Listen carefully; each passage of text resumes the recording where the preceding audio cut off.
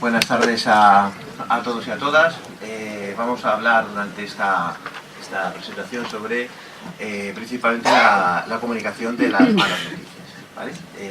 Bueno, lo primero de todo agradecer pues, al comité organizador, a Global CES y al Colegio de Médicos de Segovia, pues poderme haberme invitado y poder venir aquí a compartir con vosotros estos minutillos para hablar de algo tan importante como es las malas noticias, ¿no? Pues las malas noticias es algo con lo que vamos a tener que ir enfrentándonos, nos estamos enfrentando prácticamente a lo largo de toda la vida, ¿no? Es decir, desde el propio momento en que a todos nosotros nos van a tener que dar alguna vez una mala noticia de que algún familiar nuestro ha fallecido, que algún familiar nuestro padece alguna enfermedad neurodegenerativa, o de que incluso nosotros mismos podemos llegar a pasar por todas esas situaciones, tenemos que ir preparándonos poco a poco, tanto para recibirlo como para poder darlas en el caso y en el momento en que sea adecuado. Dar una mala noticia es importante y algunos de los conceptos relacionados con las malas noticias serían estas que os pongo aquí, que os señalo, ¿vale? Primero es importante porque una mala noticia es una información que va a alterar drásticamente toda nuestra vida. Si a nosotros nos dicen que un familiar nuestro ha tenido un accidente de tráfico, que ha tenido un suicidio, que un familiar nuestro padece una enfermedad neurodegenerativa, o eso mismo lo recibimos nosotros, es algo que esa información nos va a cambiar radicalmente nuestra vida. Los valores, el sistema de creencias, nuestras metas, nuestros objetivos cambian a raíz de ese momento. Es muy importante poder ir haciendo este análisis y esta comunicación paso a paso, de una manera consensuada, de una manera tranquila y permitiendo que la persona sea capaz de poder expresar todos los sentimientos que le vengan en ese momento o en el tiempo posterior, como vamos a ir tratando de ver.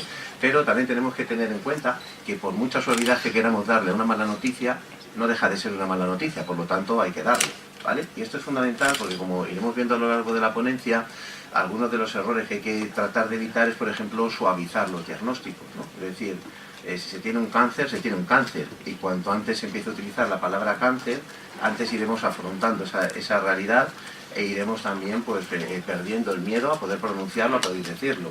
No tumor, tumorcillo, ni cosas así, ¿no? Claro, hace poco yo trabajo mucho con demencia, ¿no? Y recuerdo un señor que a la unidad de memoria que tengo yo ahí en Madrid, un centro que tengo de deterioro cognitivo, llegaba el señor y me dice, bueno, es que me han diagnosticado Alzheimer, pero me han dicho que solo tengo un poquito. Fijaros, ¿no? O sea, cuando tú recibes, el hombre se había quedado con esa copla, su esposa también, y venían los dos, en cierto modo, pues bueno, tristes por la noticia, pero ilusionados porque solamente era un poquito de Alzheimer, ¿no? Claro, cuando tienes que ir trabajando con ellos, que eso es neurodegenerativo, que no va a haber, por mucho tratamiento farmacológico o no farmacológico que hagas, siempre va a haber un deterioro y que no hay cura posible, la realidad va cambiando. Pero es fundamental que se vaya haciendo todo ese proceso, porque si no, la negación, que es la primera etapa que todos nosotros vivimos en los procesos de duelo, puede alargarse y eso va a repercutir negativamente en los posibles tratamientos y las posibles alternativas terapéuticas que nosotros podamos tener, ¿no? Por lo tanto, es una información que va a cambiar nuestra vida. Muy importante es que también va a cambiar la relación, ¿no? Nuestra perspectiva de futuro, lo que os decía, objetivos, metas, planteamientos nos cambian con este impacto, con esta mala noticia. Y por lo tanto el cómo se comunica esa noticia va a influir negativa o positivamente en la capacidad de afrontamiento que tanto la persona como su familia va a tener a lo largo de todo ese proceso. Cecil Sanders supongo que la conocéis todos y todas las que estáis aquí, ¿vale? Es una de las madres de las inspiradoras de los cuidados paliativos. Comentó esta frase, ¿no? Digamos un poco sobre la que se cimentan la inmensa mayoría de las teorías y las terapias basadas en cuidados paliativos, ¿no? Fijaros en la importancia de esta frase. Ella decía, una vez pregunté a un hombre que sabía que estaba por morir qué era lo que necesitaba de las personas que le cuidaban. Él dijo, alguien que me mire como si tratara de entenderme.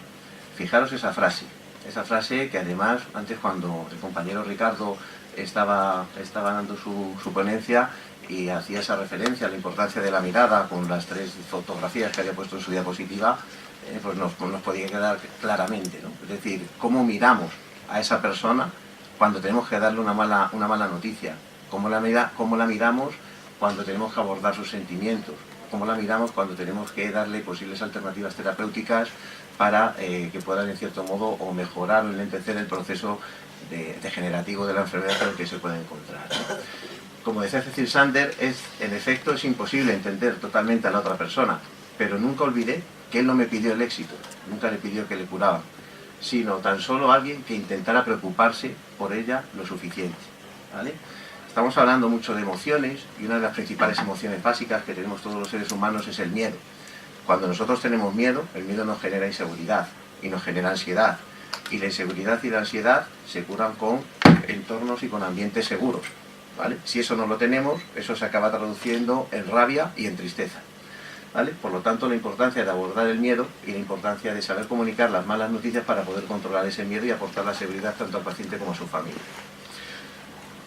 Para ir formándonos poco a poco en los conceptos de comunicación de malas noticias, tenemos que tener todos una formación transversal. Esa formación transversal parte de la psicología humanista, principalmente de Carl Rogers como principal discípulo, como principal autor de ellos, ¿no? Rogers nos decía que para poder tener una relación auténtica con una persona, cuando queremos ayudarle, cuando queremos hacer esa otra palabra que también va muy de la mano del coaching, que es el counseling, ¿no? Cuando queremos acompañar terapéuticamente o no a alguna persona que está sufriendo una situación de pérdida, tenemos que trabajar estos tres conceptos, que son claves para poder luego comunicar las malas noticias, afrontar el duelo, afrontar cualquier otra situación complicada que podamos tener en nuestra vida. Es la empatía, la aceptación incondicional y la autenticidad. Tres conceptos claves. La empatía es saber en todo momento que yo puedo ser, el día menos pensado, puedo ser esa persona que actualmente estoy ahora mismo tratando, diagnosticando o comunicando esa mala noticia. Por lo tanto, es fundamental que yo me pueda poner en la piel de esa persona, ¿vale? Pero es muy importante, y como también comentaba antes Ricardo en su presentación, sin perder la objetividad, ¿vale? La objetividad es importante, porque en el momento en que emitimos juicios de valor, no estamos siendo empáticos, sino que estaríamos siendo simpáticos o antipáticos, que serían las dos variables, digamos un poco de juicio de valor positivo o de juicio de valor negativo, que nosotros tenemos a la hora de valorar una situación y cuando perdemos precisamente esa objetividad, ¿vale? Pero saber que la forma que yo voy a tener de relacionarme con él va a ser muy importante. Por otro lado, la aceptación incondicional, que sería intentar acoger emocionalmente a esa persona y dentro del campo de las malas noticias a su entorno familiar, poder acogerle emocionalmente. Es decir, saber que esa persona va a poder y va a tener quizá la necesidad de poder expresar su ira, de poder expresar su enfado, de poder expresar su melancolía, ¿vale? De poder expresar su rabia, y que yo tengo que acogerle.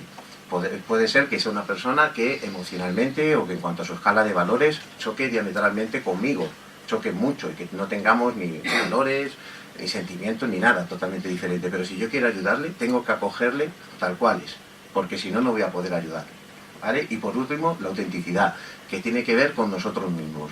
Cómo soy yo en la relación de ayuda y cómo soy yo a la hora de poder ayudar a otra persona, ¿vale? Es decir, hasta qué punto valgo o no valgo, o considero que valgo o no valgo, para poder encomendarme a esas tareas que estoy haciendo y que tengo que cumplir en ese momento. Saber cuáles son mis puntos fuertes y cuáles son mis puntos débiles, mis fortalezas y mis debilidades, teniendo en cuenta que a veces fortaleza y debilidad, ¿vale? Penden de un mismo hilo, ¿vale? Y que al mismo tiempo ser bondadoso puede ser una gran virtud, pero en determinados momentos también puede suponer una importante limitación y una importante dificultad en mi día a día, ¿vale?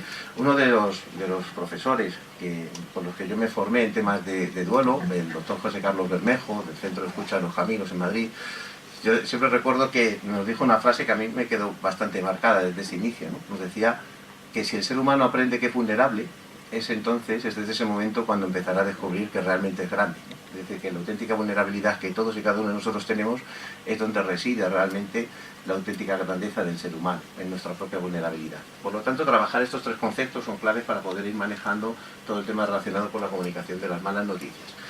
Si somos capaces de trabajar esos tres conceptos, nos va a ser más fácil poder abordar el auténtico problema que surge en las relaciones terapéuticas cuando no hay comunicación de mala noticia, que es lo que denominamos la conspiración del silencio.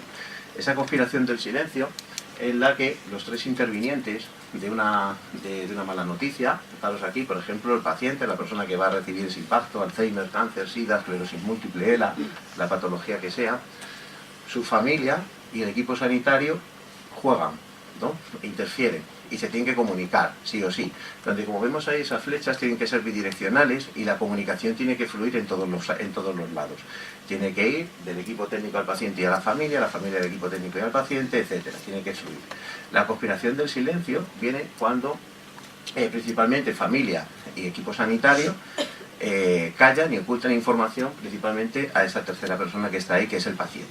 Hay algunos colectivos donde esta conspiración del silencio es más palpable. Lo podemos ver, por ejemplo, en las personas mayores, ¿no? Donde parece que por el mero hecho de que una persona tenga 70, 80 años ya no tiene derecho a saber la patología, los problemas que uno puede llegar a tener, y en cierto modo se crea ahí una especie de cónclave en el cual la comunicación no fluye, ¿vale? En el cual se busca, digamos, un poco se abusa en exceso de lo que es la denominada mentira piadosa, que es algo muy español, ¿vale? Y que en realidad es una forma de negar una realidad que en este momento no nos gusta y de no afrontar los problemas que estamos viviendo en ese momento, ¿vale?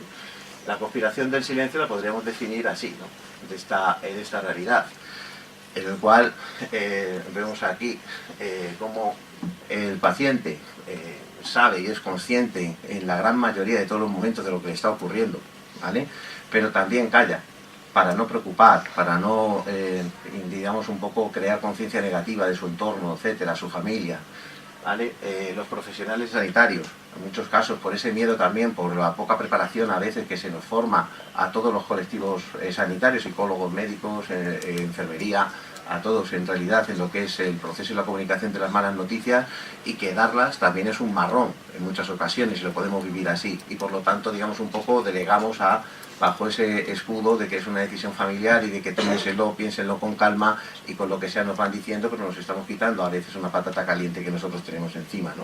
Y por otro lado la familia, que como un mecanismo, como diría Freud, de proyección, ¿no? Es decir, proyectamos el posible miedo, el miedo que tenemos nosotros lo proyectamos en un tercero, que son nuestros familiares, y por lo tanto aquí empieza todo, ¿no? Todo a circular y se empieza a crear esa conspiración del silencio, que es la que hay que empezar a batir, hay que empezar a rebatir, porque cuanto más dure la conspiración del silencio, más ira, más enfados, más situaciones de incomprensión por parte de todos y mucho más malestar que se va a provocar, pero por parte de los tres.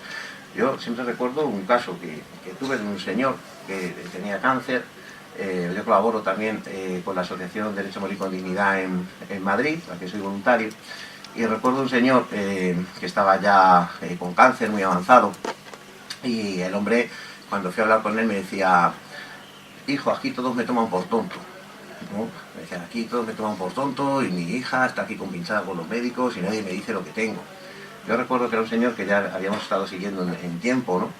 Y recuerdo que le comenté, que además va al hilo de ahora de lo que vamos a ir viendo de las etapas, un poco de las 6 etapas que hay a la hora de poder comunicar una mala noticia, ¿no? Yo recuerdo que le dije: Agustín, tú no eres tonto, ¿no? Me dijo él: no. Recuerdo que le dije: ¿dónde has estado yendo durante un año seguido con tu hija? ¿Vale? ¿Cómo se llama el sitio al que ibas a darte quimioterapia? ¿Vale?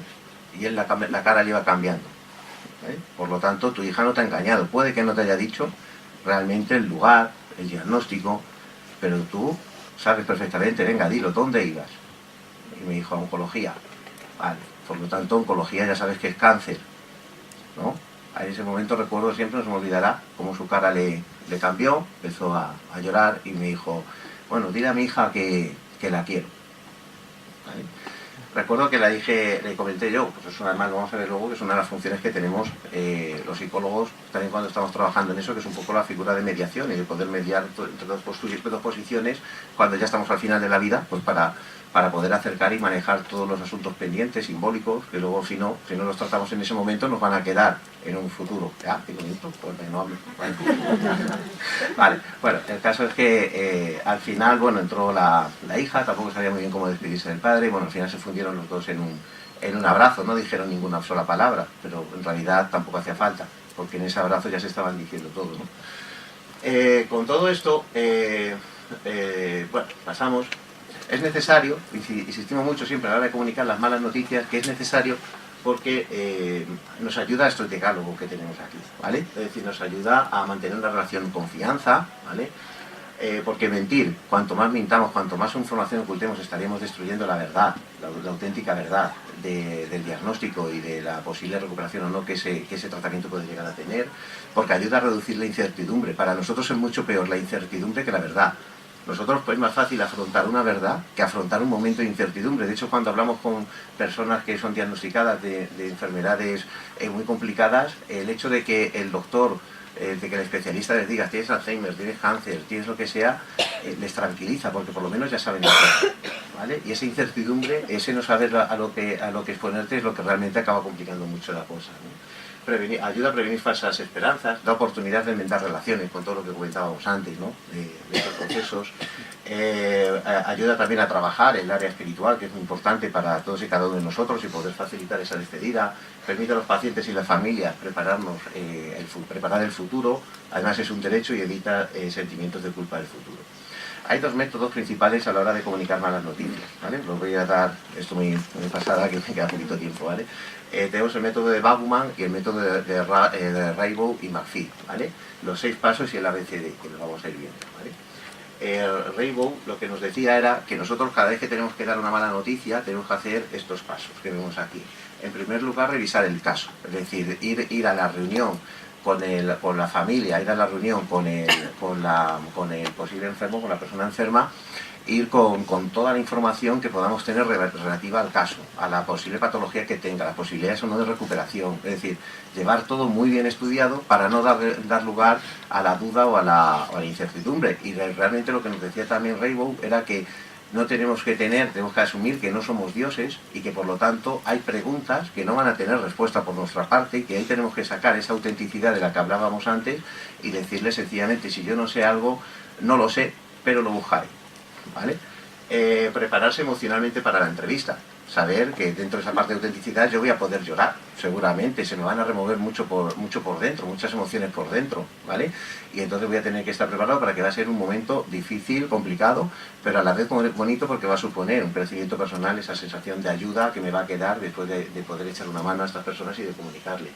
Establecer una relación profesional identificando preferencias con respecto a lo que desea saber, es decir, el manejo de la información, ¿vale? Por un lado, qué sabe realmente el paciente, hasta qué punto le gustaría saber o no, y respetando siempre el ritmo de ellos, ¿vale? Va a haber personas que quizás en un primer momento estén preparados para recibir toda la información y va a haber otras que haya que dárselo de una manera más escalonada, siempre y cuando sin ocultar nada y respetando siempre el ritmo que ellos nos marquen, ¿no? Evitar tecnicismos, es decir, utilizar un lenguaje de calle, un lenguaje que sea accesible a todos, ¿vale? Pues, lógicamente se nos puede escapar algún tecnicismo, porque somos profesionales sanitarios y lógicamente se nos puede escapar. En ese momento ser conscientes de que se nos está escapando y poder rectificar a tiempo, ¿vale? Para poder explicárselo o al final poder aclarar las dudas que pueda tener sobre cualquier momento.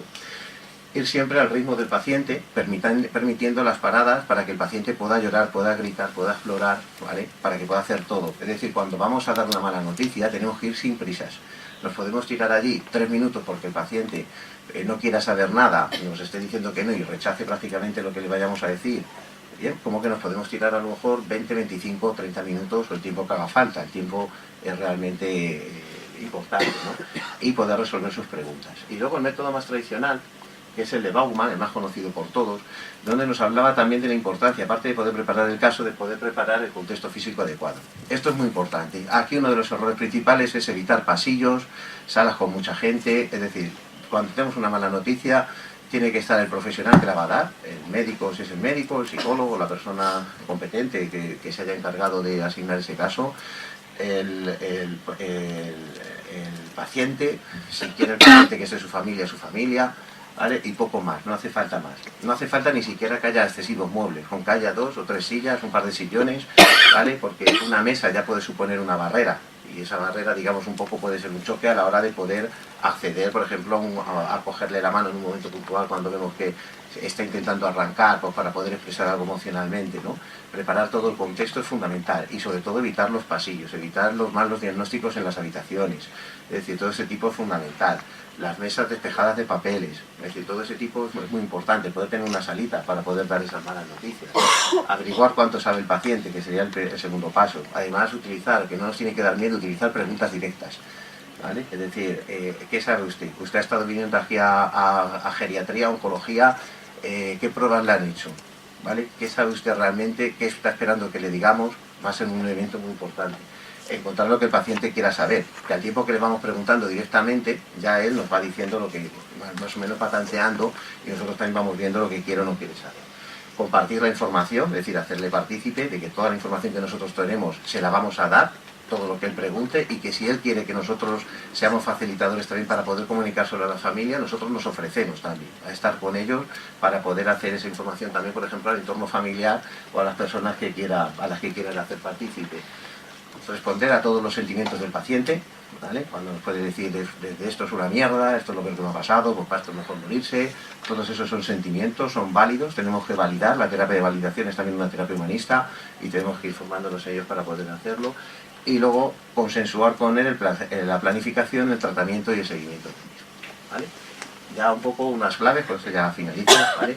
Es un poco a tener en cuenta que algunas de las claves en malas noticias son principalmente el manejo de la culpa, manejar la culpa, los sentimientos contradictorios, tener un buen manejo del enfado, de la ira, saber que esa persona en ese momento se va a enfadar y su entorno. La ira es una de las segundas fases, las segundas reacciones más comunes en los procesos de duelo después de la negación, y por lo tanto esa ira, ese enfado hacia todo lo que le rodea va a estar ahí. Manejo los cambios de humor, saber que unos días, en unos momentos puede que le cojamos aquí, en otros momentos un poquito más bajo. Respetar el silencio, que es fundamental. A veces una buena entrevista supone que a lo mejor tienes que estar 5, 6 o 7 minutos en silencio, respetando a la otra persona, porque realmente ninguno de nosotros estamos en silencio nunca. Es decir, inconscientemente estamos todos hablando, estamos todos con nuestra vocecita interna aquí diciéndonos lo que hacer y lo que no hacer en cada uno de los momentos de nuestra vida. Respetar sus sentimientos y los anhelos y melancolías. Estos son los dobles caminos que en esos momentos van a pasar. Si hubiera acudido al médico antes, si me hubiera enterado antes, si no hubiera fumado tanto, es decir, todos esos momentos, ¿no? Que en un momento, cuando uno dice, bueno, pues yo vivo y que me quiten lo bailado, ¿no? Luego cuando vas que realmente te van a quitar lo bailado, dices, pues si no hubiera fumado tanto, aquí, ¿vale? Un poquito todo eso. Y solamente con esto ya finalizamos, ¿vale? Que sería el decálogo un poco un decálogo de malas noticias. En primer lugar, buscar un lugar tranquilo para poder comunicar esa mala noticia, fundamental. Como comentaba antes, evitar totalmente los pasillos. Comunicar la noticia siempre de manera personal y en el ámbito lo más íntimo posible. Es decir, respetando, apagando los móviles, desconectado todo. Es decir, no tiene que haber ninguna interferencia que interfiera en el proceso de comunicación que vamos a entablar con esa persona. Respetar la voluntad del paciente de no querer saber más o de querer saber, ¿vale? Es decir, que respetar los dos, el exceso y el defecto, pero tenemos que respetarlo, ¿vale? Evitar el paternalismo, es decir, evitar el paternalismo y también evitar el direccionismo, las dos perspectivas que son realmente malas, la parte muy directiva y la parte paternalista. Tenemos que intentar evitarla siempre a la hora de comunicar las malas noticias, ¿no? Estar preparado para poder afrontar de modo sereno la reacción de la persona, saber que puede tener cualquier reacción en ese momento, de pegar una patada a la silla, mandarte a freír monas, ¿vale? Es decir, puede hacer cualquier momento, y eso es, en cierto modo es bueno. Si a ti te manda alguien, yo siempre lo digo a mis alumnos, si alguien te manda la mierda y 10 minutos después o al día siguiente vas y te dices, joder, ya estoy aquí otra vez, es un pesado, eso es buena señal, ¿vale? Es decir, eso es buena señal porque en el fondo ya ves que a lo mejor el primer día te manda la mierda y el segundo día pues ya empiezas a hablar un poquito, ¿vale? Y el tercer día ya, ¿vale? Y poquito a poco te va ganando su confianza, ¿vale? Es un elemento muy importante. Identificar lo que sabe, lo que no sabe y lo que le preocupa, y esto es fundamental, el punto 7, ¿vale?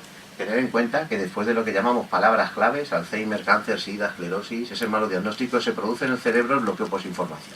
Es decir, el cerebro se cierra, en las áreas principalmente del hipocampo, se nos cierra, y por lo tanto todo lo que digamos a partir de ahí se bloquea, y no nos enteramos de nada, perdiéndose el 80% de la comunicación que decimos. Por lo tanto, si tenemos que comunicar un diagnóstico a alguien y realmente puede haber posibilidades de tratamiento, todo lo, digamos, un poco lo positivo se tiene que decir antes, ¿vale? Y después la palabra, entre comillas, maldita, ¿no? Porque si nosotros decimos, bueno, usted tiene cáncer, pero está controlado, pero va a responder bien, no tenemos que preocuparse, ya la palabra es cáncer, cáncer, cáncer, ya se te ha quedado ahí y ya le puedes decir que bueno, que se la has cogido a tiempo, que no podemos asegurar nada, pero que lo más seguro es que quizá no evolucione y tal, pues ya se nos ha quedado ahí esa palabra, ¿vale? Lo que lentece la memoria de recepción, preguntar inmediatamente después de la noticia cómo te sientes y comprobar las emociones evocadas para tranquilizar y cerrar la entrevista, ¿vale? Y con esto finalizamos con esta frase de Joaquín Sabina, que me gusta mucho y que tiene que ver con la melancolía y con las cosas, ¿no?, y con las oportunidades que perdemos por no decir lo que debemos de decir en el momento adecuado, ¿no? Que no hay nostalgia peor que añorar lo que nunca jamás sucedió, ¿vale? Así que intentemos evitar esos caminos alternativos al diagnóstico y ser veraces y dar la mala noticia en el momento adecuado, ¿vale? Muchas gracias.